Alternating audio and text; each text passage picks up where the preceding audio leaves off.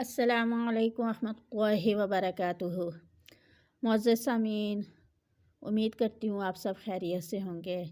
अपने चैनल तजवीदुल कुरान व तफसीरुल कुरान में आज सूरह इंशिकाक का तर्जुमा और मुख्तसर तफसीर लेकर हाजिर हुई हूँ।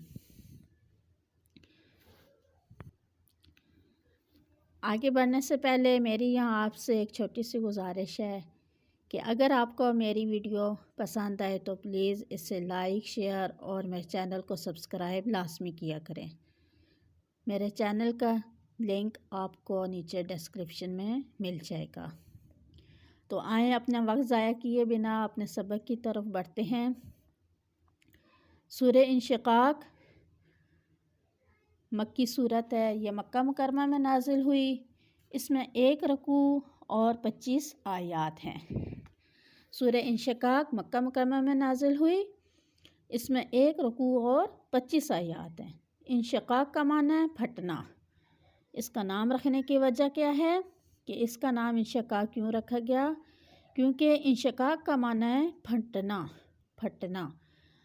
इस सूरत की पहली आयत में लफ्ज़ इंशक़्क़त आया है, जिसकी मुनासबत की वजह से इसका नाम इंशिकाक रखा गया। इसके मज़ामीन ये हैं कि इसमें क़यामत की हौलनाकियाँ बयान की गई हैं और इसमें मुंदरजा ज़ैल मज़ामीन बयान हुए हैं। नंबर 1, क़यामत कायम होते वक्त कायनात में होने वाली तब्दीलियाँ बयान की गई हैं। नंबर 2, हर इंसान बारगाह इलाही में हाज़िर होकर अपने अमाल का हिसाब ज़रूर देगा, अपने अमाल के मुताबिक जज़ा और सज़ा पाएगा। नंबर 3, क़यामत के दिन अमाल नामा दाएँ हाथ में दिया जाएगा। वो खुशी खुशी अपने घर वालों को दिखाएगा और जिसको अमाल नामा पीठ पीछे से दिया जाएगा वो अज़ाब से छुटकारा पाने के लिए मौत मांगेंगे और दाहिमी आग में डाल दिए जाएंगे। नंबर 4,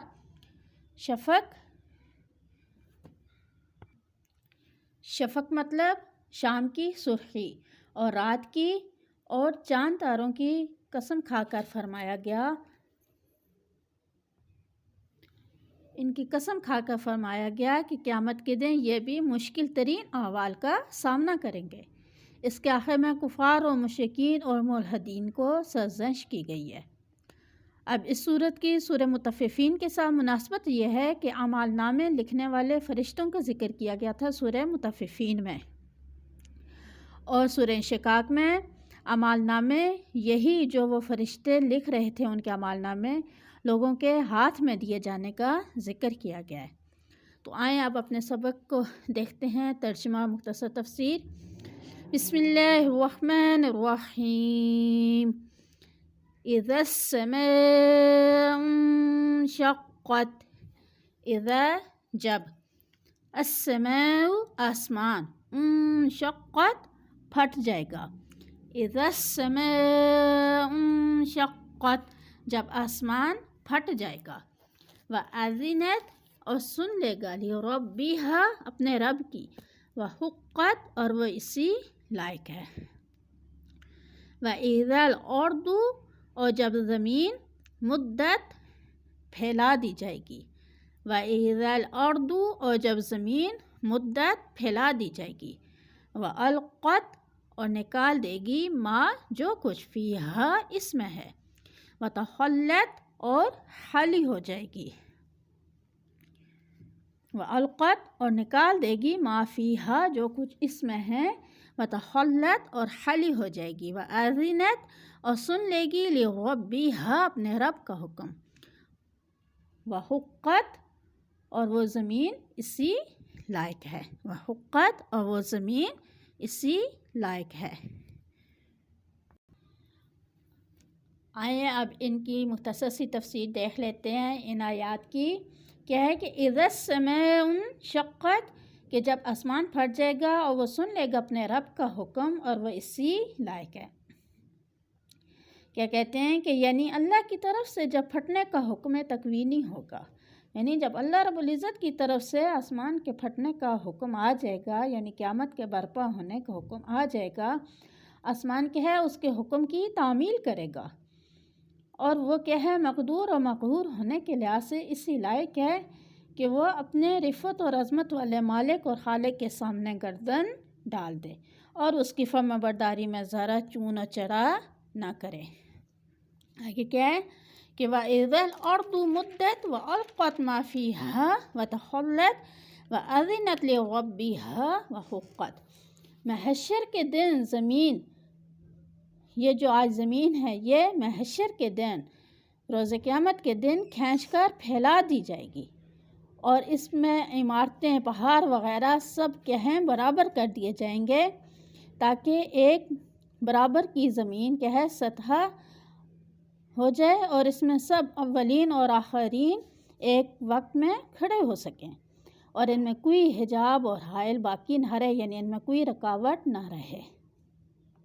آگے ہیں کہ وَأَلْقَتْ مَا فِيهَا وَتَخَلَّتْ، زمین اس دن کیا ہے اپنے خزانے اور مردوں کے اجزاء اگل ڈالے گی، یعنی جس دن قیامت برپا ہونے کا حکم دیا جائے گا تو اس دن زمین بھی کیا ہے اپنے رب کا حکم کیا ہے بجا لائے گی۔ وہ اپنے اندر جتنے بھی اس کے اندر خزانے ہیں اور مردے ہیں ان کے جز، ان کے اعضاء کیا ہیں اگل ڈالے گی، باہر نکال دے گی اور وہ اپنے اندر سے تمام چیزوں سے خالی ہو جائے گی جن کا تعلق اعمال عباد کے مجازات سے ہے۔ وَأَذِنَتْ لِرَبِّهَا وَحُقَّتْ، یعنی زمین اور آسمان جس کے حکم تکوینی کے مطابق منقاد ہوں، آدمی کو کیا حق ہے کہ اس کے حکم تشریع سے سرتابی کرے۔ یا مطلب کہ یہ جو زمین اور آسمان یہ کہ ہیں اپنے رب کے حکم کو بجا لائیں گے، اس کے حکم کو نہ ماننے کا ان کے پاس کوئی اختیار نہیں ہوگا۔ تو آج انسان کس قدر سرکش ہو سکتا ہے کہ وہ اپنے خالق حقیقی کا حکم بجا لانے میں کیا ہے کوتاہی کر رہا ہے۔ یا ایو اے الانسانو انسان، انکا بے شک تجھے کادحن چڑھنا ہے، کادحن تکلیف اٹھانی ہے، الی ربک اپنے رب کی طرف، کدحن تکلیف اٹھا کر، فملاقیہ پھر اس سے ملنا ہے۔ یا ایھا الانسان، اے انسان، انکا بے شک تجھے کادحن تکلیف اٹھانی ہے، الی طرف ربک اپنے رب کی طرف، کدحن تکلیف اٹھا کر، فملاقیہ پھر اس سے ملنا ہے۔ فَأَمَّا بہرحال جس سے اوتیا دیا گیا کتابہ اس کا اعمال نامہ، بیمینہ اپنے دائیں ہاتھ میں، فسوف ان قریب، یحاسب اس کا حساب کیا جائے گا، حساب کرنا یسیر و آسان، فسوف یحاسب ان قریب اس کا حساب لیا جائے گا آسان حساب، وینقلب اور وہ لوٹے گا، الی طرف اہلہ اپنے اہل والوں کی طرف، مسرورا خوشی خوشی، واما اور بہرحال من اوتیا کتابہ جس سے دیا جائے گا اعمال نامہ، وہ ظہری اپنی پیٹھ پیچھے سے۔ آئیں ابھی یہاں تک اس کی مختصر سی تفسیر دیکھ لیتے ہیں۔ پچھلی آیات میں آسمان کے پھٹنے اور زمین کے پھیلانے کا تذکرہ تھا کہ قیامت کے دن کہ جب قیامت برپا ہونے کا حکم ہوگا تو اس وقت آسمان بغیر چون چرا کیے اپنے رب کے حکم کو بجا لائے گا۔ اسی طرح زمین کا تھا کہ وہ کہے اپنے اندر کے تمام خزانوں کو باہر نکال کرے گی۔ آج جو زمین اپنے اندر خزانے چھپائے ہوئے ہیں، قیامت کے دن وہ سب کو باہر نکال دے گی۔ اب آگے بیان کیا جا رہا ہے کیا کہ یا ایھا الانسان انک کادح الی ربک کدحا فملاقیہ، کیا ہے کہ یعنی رب تک پہنچنے سے پہلے ہر آدمی اپنی استعداد کے مطابق مختلف قسم کی جدوجہد کرتا ہے۔ اب جیسے کسی افسر سے کوئی کام کروانا ہو، کسی اونچے والے افسر کے پاس جانا ہو دفتر میں، تو ہمیں کیا ہے اس سے پہلے مختلف مرحلوں سے گزرنا پڑتا ہے۔ پہلے کسی چھوٹے والے کے پاس جانا پڑتا ہے، پھر وہ اس سے آگے ہماری عرضی پہنچاتا ہے، پھر وہ اس سے آگے اعلیٰ تک ہماری درخواست لے کے جائے گا۔ اسی طرح ہے کہ اپنے رب تک پہنچنے کے لیے پہلے آدمی اپنی طاقت کے مطابق مختلف قسم کی جدوجہد کرتا ہے۔ کوئی اس کی اطاعت میں محنت اور مشقت اٹھاتا ہے، کوئی اس کی اطاعت بجا لانے میں محنت اور مشقت اٹھاتا ہے، کوئی بدی اور نافرمانی میں جان کھپاتا ہے، پھر خیر کی جاننے میں ہو یا شر کی طرح، وہ کیا ہے ان دونوں کے لیے طرح طرح کی تکلیفیں سہ کر قسم کی جدوجہد کرتا ہے، کوئی اس کی اطاعت میں محنت و مشقت اٹھاتا ہے تو کوئی بدی اور نافرمانی میں جان کھپاتا ہے۔ ان سب چیزوں میں وہ کیا ہے طرح طرح کی تکلیفیں سہ کر آخرکار پروردگار سے ملتا ہے اور اپنے اعمال کے نتائج سے دوچار ہوتا ہے۔ کیا مطلب کہ پہلے وہ دنیا میں کیا ہے عمل کرے گا، کچھ کو اس دنیا میں ہی اجر مل جائے گا، کچھ کو اس کے بدلے نعمتیں دے دی جاتی ہیں، اور جو کہ ہے ساری زندگی اعمال کرتے رہتے ہیں، کھپتے رہتے ہیں نیکی میں، پھر آخرکار انہیں کیا ہے موت آتی ہے، موت کے بعد پھر انہیں کیا ہے عالم برزخ میں پہنچایا جاتا ہے، پھر اس کے بعد کیا ہے قیامت برپا ہوگی، پھر روز حشر میں وہ کیا ہے کھڑے کیے جائیں گے اپنے رب کے حضور۔ تو اس سے پہلے کیا ہے جنت اور دوزخ میں پہنچنے سے پہلے انہیں کیا ہے اپنے اعمال ناموں سے بھی کیا ہے جواب دہی اختیار کرنی پڑے گی کہ جو وہ دنیا میں اعمال نامے کر کے لائے ان کا انہیں کیا ہے جزا اور سزا ملے گی، اس کے بعد انہیں کیا ہے جنت اور دوزخ میں ڈالا جائے گا۔ تو جس طرح وہ دنیا میں تکلیفیں جتنی وہ مشقتیں اٹھائے گا اتنی ہی اس کے کیا ہے آخرت میں اجر ملے گا، اور اگر وہ کیا ہے مشقتیں اٹھا کر نیکی کے راہ اختیار کرتا رہا تو وہ کیا ہے اس کے لیے آخرت میں کیا ہے اس کے اچھا نعم البدل جنت ملے گی، اور جو دنیا میں بدی اور نافرمانی میں جان اپنی کھپاتا رہا تو اس کے لیے کیا ہے آخرت میں بدلے کے طور پر اسے سزا ملے گی اور وہ دوزخ میں ڈال دیا جائے گا۔ پھر آگے فرمایا کہ آسان حساب یہ ہے کہ بات بات پر گرفت نہ ہوگی، محض کاغذات پیش ہو جائیں گے اور بدون بحث و مناقشہ کے سستے چھوڑ دیے جائیں گے، نہ انہیں سزا کا خوف رہے گا نہ غصے کا ڈر، نہایت امن و اطمینان سے اپنے احباب اور رشتہ داروں اور مسلمان بھائیوں کے پاس خوشیاں مناتا ہوا آئے گا۔ جس کو کیا ہے اعمال نامہ دائیں ہاتھ میں دیا جائے گا اس کا کیا بتا رہے ہیں کہ وہ کیا ہے خوشی خوشی اپنے اہل والوں کے پاس اپنے مسلمان بھائیوں کے پاس اعمال نامہ دکھاتا پھرے گا کہ دیکھو مجھے میرے اعمال کی جزا مل گئی، اسے کوئی سزا کا خوف نہ رہے گا۔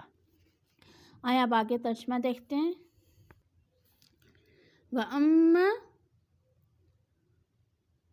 اور بہرحال من جسے اوتیا دیا گیا کتابہ اعمال نامہ وراء پیچھے سے ظہری اس کی پیٹھ پیچھے سے، اور جسے اعمال نامہ اس کی پیٹھ پیچھے سے دیا گیا فسوف عن قریب یدعو وہ پکارے گا ثبورا موت، جلدی وہ موت مانگے گا، ویصلی اور گرے گا سعیرا دہکتی آگ میں،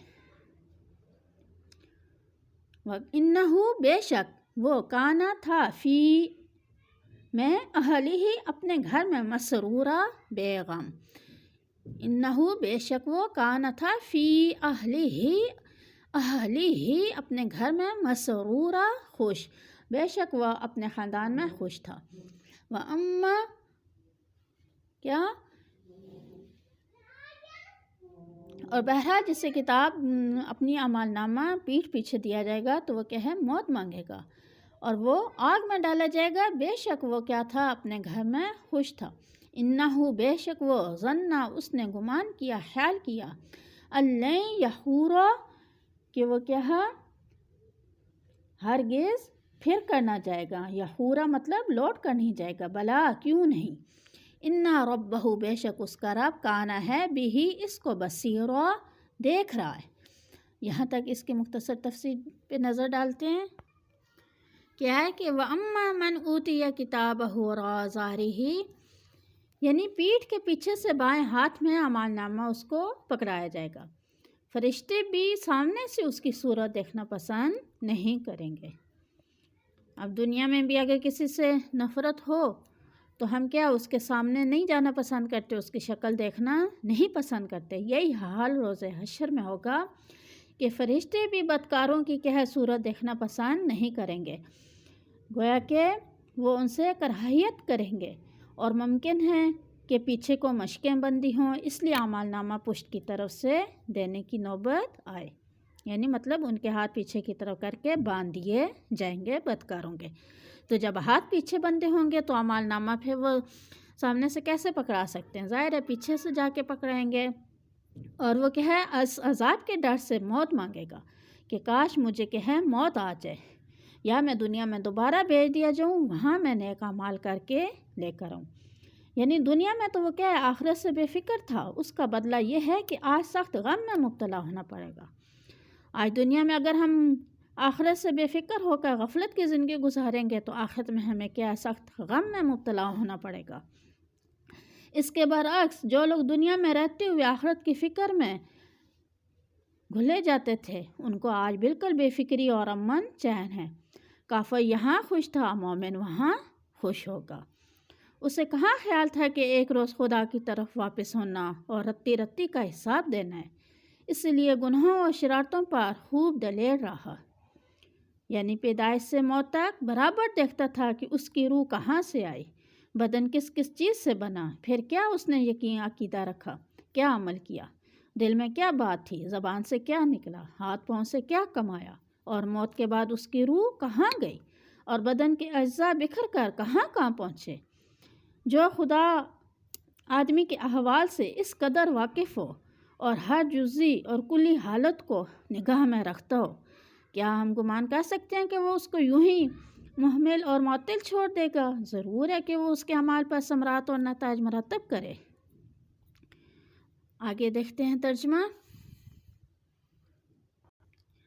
فلا اقسم بالشفق، فلا سو میں، اقسم قسم کھاتا ہوں، بالشفقی شام کی سرخی کی، سو میں قسم کھاتا ہوں شام کی سرخی کی، واللیلی اور رات کی، وما وسق اور جو چیزیں اس میں وسق سمٹ آتی ہیں، واللیلی اور رات کی، وما وسق اور جو چیزیں اس میں سمٹ آتی ہیں، والقمری اور چاند کی، اذا اتسق جب پورا ہو جائے، اذا اتسق جب پورا ہو جائے، لترکبن البتہ تمہیں چڑھنا ہے، طبقا عن طبق سیڑھی پر سیڑھی، لترکبن البتہ تمہیں چڑھنا ہے ضرور بضرور، طبقا عن طبق سیڑھی پر سیڑھی، فما لہم لا یؤمنون پھر کیا ہوا ہے ان کو جو یقین نہیں لاتے، فما لہم پھر کیا ہوا ہے انہیں، لا یؤمنون وہ یقین نہیں لاتے،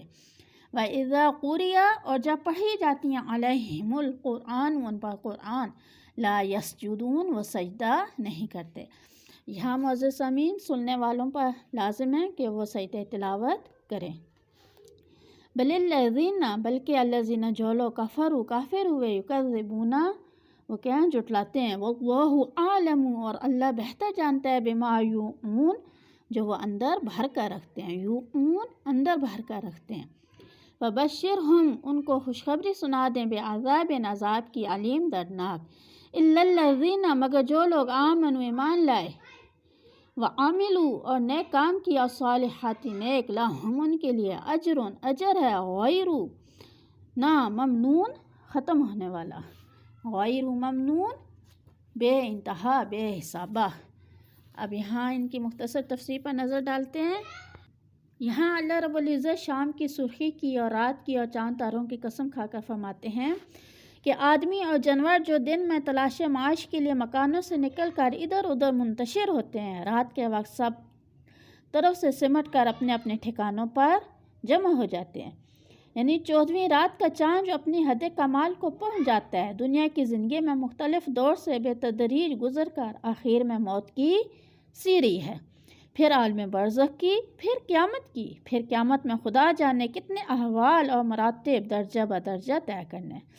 مطلب کیا ہے کہ اللہ رب العزت یہاں شام کی سرخی کی، رات کی اور چاند تاروں کی قسم کھا کر فرما رہے ہیں کہ جس طرح دن بھر کے کام کاج کرنے کے بعد رات کی سحری ان کو لپیٹ میں لے لیتی ہے، انسان دن کا تھکا ہارا رات کی طرف کیا ہے پہنچ جاتا ہے اپنے منزل مقصود تک، تمام کام چھوڑ کر اپنے منزل مقصود کی طرف لوٹ آتا ہے کہ اسے پتہ ہوتا ہے اب رات پھیل گئی ہے، میں نے اپنی جگہ پر لوٹنا ہے۔ تو یہی حال ہے کہ لَتَرْكَبُنَّ طَبَقًا عَنْ طَبَقٍ کیا کہ تمہیں سیڑھی بہ سیڑھی چڑھنا ہے۔